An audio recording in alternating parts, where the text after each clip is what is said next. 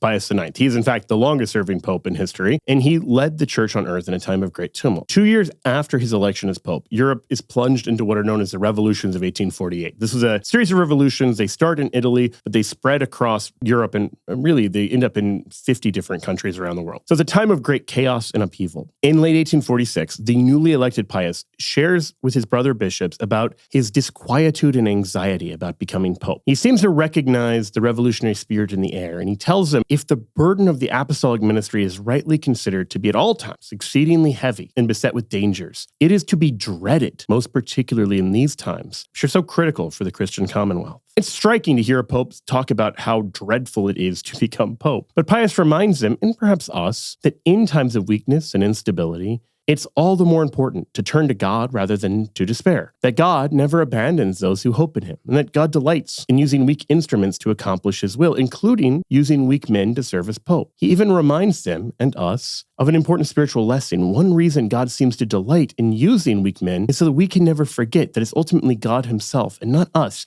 not even the pope, who keeps the church afloat.